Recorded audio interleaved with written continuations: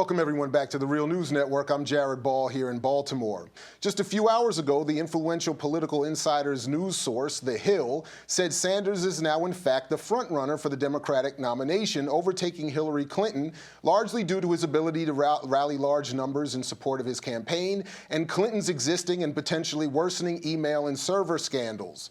Joining us to again look further into what Thom Hartmann has called the political revolution of Bernie Sanders is Jeff Cohen. Jeff Cohen is media critic and lecturer, is founding director of the Park Center for Independent Media at Ithaca College, where he is an associate professor of journalism, and from where he joins us now. Welcome back to the Real News, Jeff Cohen.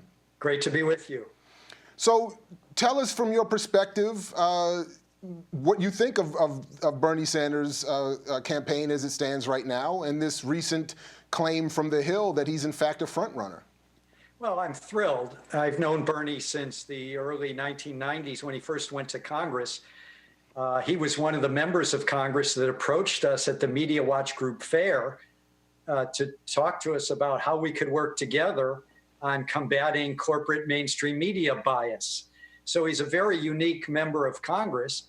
The crowds are enormous. Compared to Donald Trump, who's running a sort of an appeal to racism campaign, the mainstream media has pushed Bernie into the margins compared to Trump.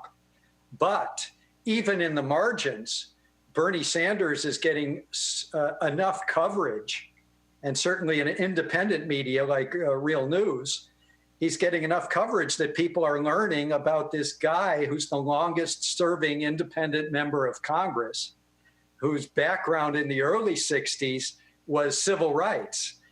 He organized a protest over racial discrimination in the educational system of Chicago, which is where Bernie went to college. He was in a sit-in about racist housing policies. He was putting up flyers around the city to protest police brutality in Chicago. So Bernie is a very unique individual to be running for president, and then to be getting these crowds and passing Hillary in New Hampshire. I think if you're a progressive, you're pretty excited about it. Well, but despite the civil rights record that you cite, he also supported the three strikes rule of the first Clinton administration. And he supported No Child Left Behind, and correct me if I'm wrong, also Race to the Top, which are policies that horrifically and negatively impact black and poor communities in terms of education and, of course, incarceration. I'd be interested in your thoughts about... I'm not aware of the three strikes, but you're right. He has been sometimes he has supported President Obama or President Clinton more than he should have. He's also polarized with those last two Democratic presidents on very important issues of class inequality and corporate power.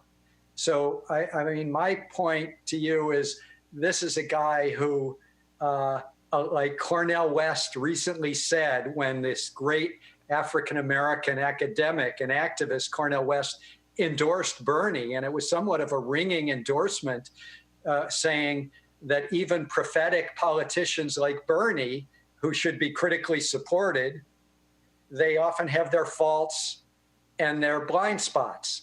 The thing about a political revolution or a social movement and the huge crowds he's getting is that these activists that are supporting Bernie should demand things. Obviously, Black Lives Matter has disrupted a couple events at which Bernie spoke. They were not Bernie Sanders events. And I think everyone agrees that the Bernie Sanders speech and the politics he's putting forward have been improved because of that. Now, there's some of us, like, I'm the co-founder of Roots Action.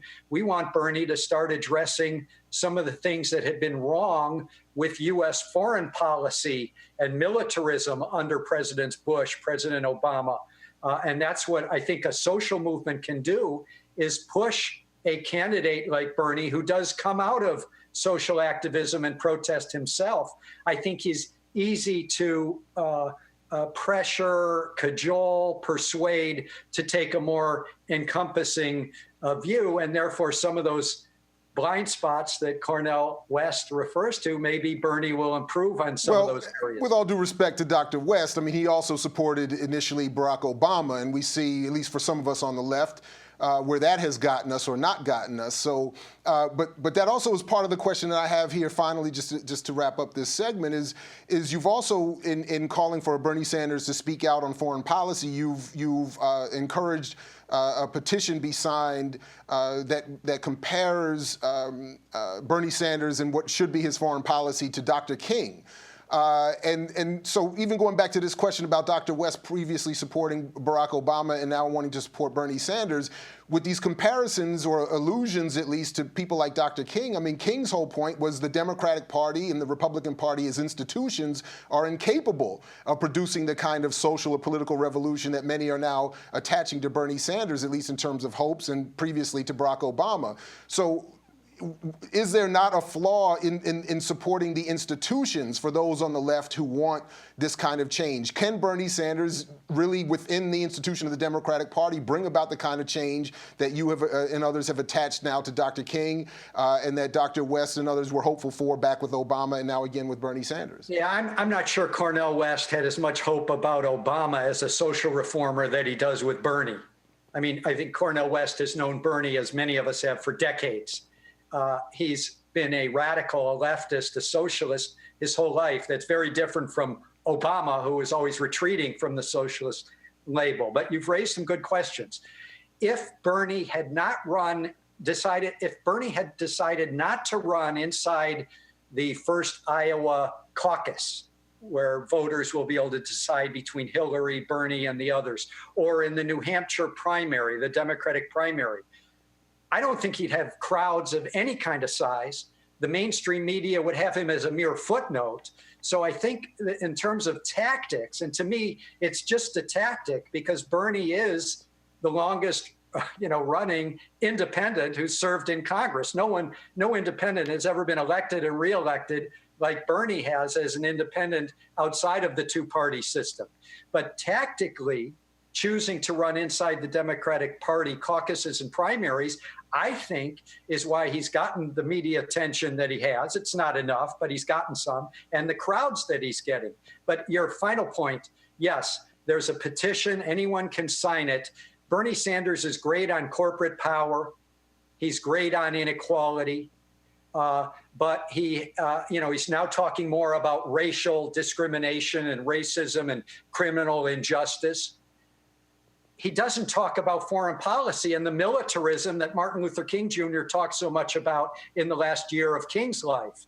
So there's a petition at rootsaction.org saying, Bernie, speak up. You can't denounce corporate power without denouncing militarism. And we want to have Bernie explain how he differs from President Obama on these drone strikes and on these expanding wars. That's the key. I think that's a real blind spot. And if we have a big social movement, we can push Bernie Sanders to be more comprehensive in the politics he's putting forward. Jeff Cohen, thanks again for joining us here at The Real News. Thank you, Jared. And thank you for joining us here at The Real News. For all involved, again, I'm Jared Ball here in Baltimore. And as always, we say, as Fred Hampton used to say, to you we say peace if you're willing to fight for it. So peace, everybody, and we'll catch you in the whirlwind.